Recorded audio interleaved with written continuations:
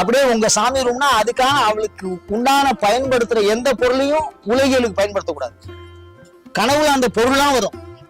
நான் சொல்றேன், இப்போ நீங்க அனுபவிச்சு பாருங்க. நான் சொல்றேன், அபிராமி எந்தாதி அனுபவ நூல்.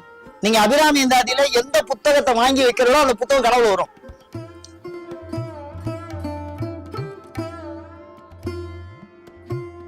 சாமி எப்படி பேசும் என்ன கேக்குறீங்களோ, அந்த கேள்விக்கு இப்ப பதில். ஒரு 7 வயசு பொண்ணு, 7 வயசுல இன்னும் சின்னவன், அப்படியே வந்து நிக்கிறா. தாத்தா அப்படின்னு. யார? அபிராமி பண்றது தாத்தாவும். யாருக்கு? அபிராமிக்கு. யோசிச்சு பாருங்க எவ்வளவு கல்வியவ. எல்லாரும் அமிர்தத்தை குடிக்க வந்தா விநாயகர் அதை வந்து அமிர்த லிங்கமா மாத்திட்டு விட்டாரு. லிங்கம் இருந்தா உடனே சக்தி இருக்கணும், இல்லைன்னா அது தவறான பகுதின்னு உடம்புல இருந்த நகை எல்லாத்தையும் தூக்கி அப்படியே வச்சு அப்படியே அதுல இருந்து உற்பத்தி ஆகிறார். அமிர்த நாராயண பெருமாள் பக்கத்துல இருக்கு. நீங்க பொழுது விடிஞ்சு முடியாதுமா இருக்கு. தாத்தா போலாமான்னா இவருக்கு தூக்கி வாரி போய் காலமும் அந்த குழந்தை அப்படி வந்திருக்கு. யாரு நேத்திக்கு வேற வந்ததே?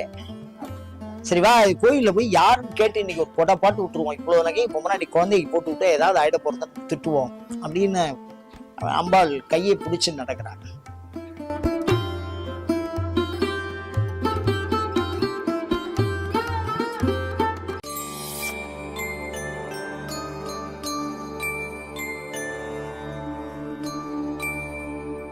ஓம் ஸ்ரீகாந்தத்ருஹிணோபமன்யுதபனஸ்கந்தேந்திர நந்தியாதயः பிராச்சீனோ குரவோபி யஸ்ய கருணாலேஷாத் கதா கௌரவம் தம் சர்வாதி குரும் மனோஜ்ஞ வபுஷம் மந்தஸ்மிதாலங்கிருதம் சின்முத்ராங்கித முத்ரபாணி நளினம் சித்தே சிவம் குர்மஹே. நமஸ்ஸரசே நமஸ்ஸரஸ்பதயே நமஸ்ஸகீனாம் புரோகானாம் சக்ஷுஷே நமோதிவே நம பிரதிவே நமஹ.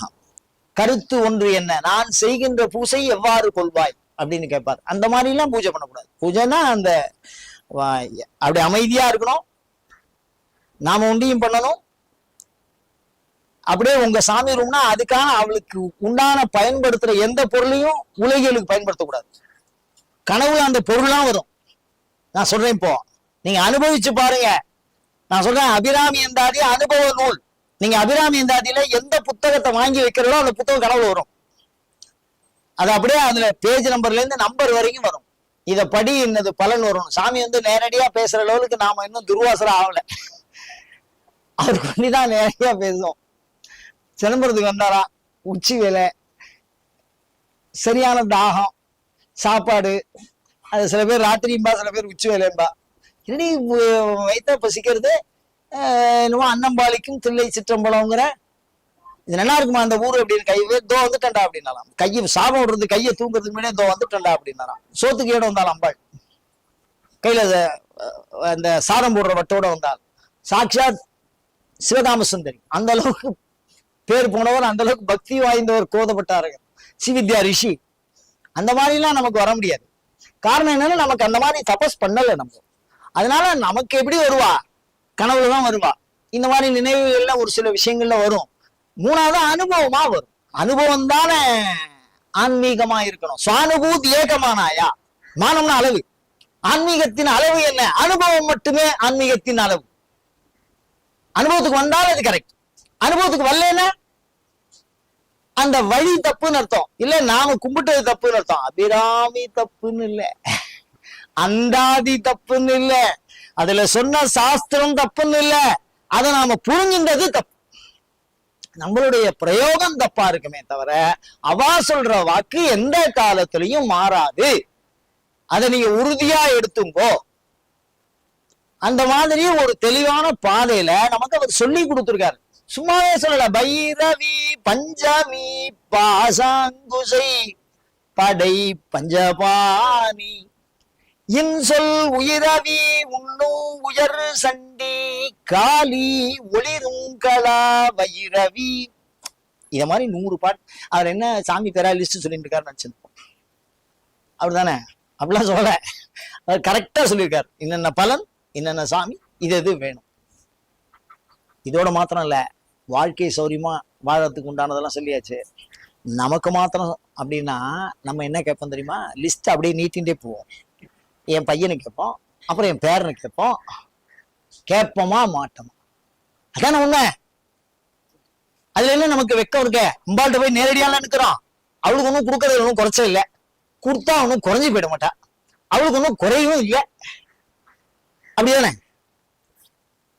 இந்த அனுபவத்தை நான் உங்கள்கிட்ட சொல்லணும்னு ஆசைப்படுறேன். என்னன்னா, ஒரு நாளைக்கு வாசல்ல இருந்தார் அபிராமி. வாசல் உட்கார்ந்தார். இதெல்லாம் அபிராமி இந்த இதெல்லாம் முடிஞ்ச காலம். நான் இதை சொல்லியிருக்கேன் நிறைய தடவை. இந்த சந்தர்ப்பத்துல இதை சொல்லியே ஆகணும். என்னன்னா, அனுபவம். அவர் வாசல்ல உட்கார்ந்துருக்கார். அந்த காலத்துல எல்லாரும் காசிக்கு போகணும்னு ஆசைப்படுவோம். அவர் அந்தனர் குலத்துல பிறந்து பெரிய வேதம்லாம் படிச்சவர். நல்ல ஒரு உபாசனைன்னு அவரை மாதிரி யாரும் பண்ண முடியாது. அந்த மாதிரி அவர் வாசல்ல உட்காந்துருக்கார். திண்ணையில அவர் வாழ்ந்த வீடு அக்ரஹாரம் எல்லாம் இருக்கு. அந்த திண்ணையில உட்காந்துட்டு காசிக்கு போலாமான்னு யோசனை. சாமி எப்படி பேசுங்கிறதுக்கு உதாரணம். சாமி எப்படி பேசும் என்ன கேட்குறீங்களோ? அந்த கேள்விக்கு இப்ப பதில். அவர் அப்பதான் நினைச்சுக்கிறார், காசிக்கு போலாமா? இந்த காலத்துல பிளைட்டு காலம்புற உடனே போயிட்டு வந்துடலாம். அந்த மாதிரிலாம் அந்த காலத்துல இல்லை. ராஜாவோட உத்தரவு இருக்கணும், படை இருக்கணும், சேனை இருக்கணும், முன்னாடி 4 பேர் போகணும், பின்னாடி 4 பேர் போகணும், இல்லைன்னா இருக்கிறத பிடிக்கணும் விட்டுருவான். அந்த மாதிரி காலம் அவர் வாழ்ந்த காலம். அப்படி காசிக்கு போயிட்டு வந்தாலும் நடந்து போறது சாதாரண விஷயமா? பல்லக்கு வேணும், ராஜா செய்யற வேலையை சாதாரண செய்ய முடியுமா? அதெல்லாம் நமக்கு முடியுமா? அந்த பூர்வ ஜென்ம சம்ஸ்காரம் அப்படி இழுக்கும். அபிராமியை கும்பிடணும்னு நினைச்சவாலாம் அபிராமி நினைச்சாதான். ஒரு குழந்தை அவர் நினைக்கும் போது சாயந்தரம் 7:15 இருக்கும். நீங்க நினைக்கிற மாதிரி இந்த மாதிரி லைட் எல்லாம் இல்லை, கண்ணை கூசுற லைட் எல்லாம் இல்லை. வெறும் இருட்டு தான். சாயந்தரம் ஆனா எதுக்கு இருக்கிறவடே தெரியாது. நல்ல இருட்டு. அவ ஒண்டியும் தெளிவா தெரியுறான். நல்ல இருட்டு. அவாத்து வாசல்ல லைட்லாம் கிடையாது, இல்ல எலக்ட்ரிக் சம்பவம்லாம் கிடையாது. திருக்குறள் கோயில்ல இதே கோயில் தான், இதே அபிராமி தான், அதே தெருதான். ஒரு 7 வயசு பொண்ணு, 7 வயசுல இன்னும் சின்னவன், அப்படியே வந்து நிக்கிறா. தாத்தா அப்படின்னா. யார? அபிராமி பண்றது தாத்தாவும். யாருக்கு? அபிராமிக்கு. யோசிச்சு பாருங்க எவ்வளவு கல்வியவ. கோவமா ஒரு சில நேரத்துல, என்ன தாத்தா நானும் காசிக்கு வரவா, போலாமா அப்படின்னா இவர் மனசுக்குள்ள நினைக்கிறாரு. அப்படின்னா என்ன அர்த்தம்? நீ காசிக்கு போயிட்டு வான்னு உத்தரவு. ஆஹா, அப்படி பார்த்தார் அந்த குழந்தைய. பாதாதி கேச பர்யந்தம் நகை போட்டு இருக்கு. பாதாதி கேச பர்யந்தம். எங்க ஊர் சாமிக்கு ஆபரண நாயகின்னு பேரு. திருக்கடியூர் தலப்புராணம் என்ன சொல்லுது? எல்லாரும் அமிர்தத்தை குடிக்க வந்தா விநாயகர் அதை வந்து அமிர்த லிங்கமா மாத்திட்டு விட்டாரு. லிங்கம் இருந்தா உடனே சக்தி இருக்கணும், இல்லைன்னா அது தவறான பகுதின்னு உடம்புல இருந்த நகை எல்லாத்தையும் தூக்கி அப்படியே வச்சு அப்படியே அதுல இருந்து உற்பத்தி ஆகிறார். அமிர்த நாராயண பெருமாள் பக்கத்துல இருக்கு. நீங்க பார்க்க வேண்டிய கஷேத்திரம், போய் பார்க்கணும். அவன் அண்ணாவோ இல்லையோ பார்த்துதானே வரணும். அங்க அப்படியே நகையை தூக்கி வச்சு ஆவாரணம் பண்றாரு. அந்த மாதிரி வெறும் நகை. அவர் யோசிக்கிறாரு, ராத்திரி 7 மணி ஆச்சு, ஊர்வே ஒரு மாதிரியான ஊரு, இவ்வளவு நகையை போட்டுன்னு இந்த 7 வயசு குழந்தை அங்கேருந்து வந்திருக்கு. இது அப்பா அம்மா எங்க இருப்பா? இது அக்ரஹாரம் தானே, வேற யாராவது அபிராமின்னு பேர் வச்சா அந்தாத்து பொண்ணா இருக்கும், அந்த கோயிலுக்கு போய் அங்க கொண்டு போய் விட்டுருவோம் அப்படின்னு உஷாரா, வாமா சரி வா கோயிலுக்கு போவோம் அப்படின்னு அழைச்சின்னு போனார். அவருக்கு சித்தத்தை குழப்பம். ஞானி நாமபி சேதாம்சி தேவி மாத்மியம். எவ்வளவு பெரிய ஞானியா இருந்தாலும் எங்க அம்மா முன்னாடி ஒன்றும் செல்லுபடி ஆகாத. அதனால உள்ள போனவ எங்க விட்டானே தெரியல, உள்ள போயிட்டான். கோயில் உள்ள போனோன்னு அவரும் அதை மறந்துட்டார். முடிஞ்சு போச்சா? மறுநாள் கிளம்புற பள்ளியர். அவரு வேலை பரிச்சார வேலை இல்லை, அதுல வந்து ஓடுறாரு. மணி அடிச்சோன்னா ஆஜர மணி அடிக்கும் எங்களுக்குலாம். அடிச்சோடனே கொடுக்குறது இங்கே தாங்க போறோம். வாசல்ல கிளம்பி வர்றார். 5 மணி அப்படியே காலம்புற, விடிய காலம்புற, அப்படியே பொழுது விடிஞ்சும் விடியாததுமா இருக்கு. தாத்தா போலாமான்னா இவருக்கு தூக்கி வாரி போட்டு, போய் காலம்புற அந்த குழந்தை அப்படி வந்திருக்கு. யாரு நேத்திக்கு வேற வந்தது? சரிவா கோயில்ல போய் யாருன்னு கேட்டு இன்னைக்கு ஒரு கொடை பாட்டு விட்டுருவோம். இவ்வளவு நகை இப்ப முன்னாடி குழந்தைக்கு போட்டு விட்டு ஏதாவது ஆயிட போறதுன்னு திட்டுவோம் அப்படின்னு அம்பாள் கையை பிடிச்சு நடக்கிறார். யார் கைய யாரு பிடிச்சு நடக்கணும்? யார் கையை யாரு பிடிச்சுன்னு நடக்கிறா? அப்படியே நடக்கிறார். அப்படி கையில பிடிச்சுன்னே பொடி போறார். அவருக்கு ஒரு 60-65 வயசு இருக்கும். யோசிச்சு பாருங்க. அவ 5 வயசு. மனசுக்குள்ள நினைக்கிறார், இவ்வளவு நகையை போட்டு வச்சிருக்கா, பொறுப்பு இல்லாம இருக்கா பாரு. அந்த காலத்துல பெரியவாள்லாம் திட்டுவாள்ல, குழந்தைகளை ஏதாவது பிடிங்கின்னு போட்டா என்ன பண்றது, நகைக்காக குழந்தையில ஒண்ணு பட்டா என்ன பண்றது, யாரை கண்டு எனக்கு பயம் இல்ல, உன்னாலதான் எனக்கு பயம் அப்படின்னு ஒரு தூக்கி வர மனசுக்குள்ள நினைக்கிறா, அங்க பேசுறான், யாரை கண்டு எனக்கு பயம் இல்லை அப்படின்னா. ஏன்னா எவனையே கால வச்சான் வாத்துக்காரு, அப்புறம் யாரை கண்டு பயம், எல்லாரும் ஊரே கண்டு பயப்படுற எவனை பார்த்தா அவ பயப்பட மாட்டான், அவன் ஆத்துக்காரு, அப்புறம் எப்படி பேசுவான். சரி உன்னாலதான் எனக்கு ஒரு நகை போச்சுன்னா, அப்பவும் அவருக்கு அந்த ஞானம் வரல. அம்பாள்ல அதான் பிராப்தம். கோடியில ஒருத்தருக்குதான்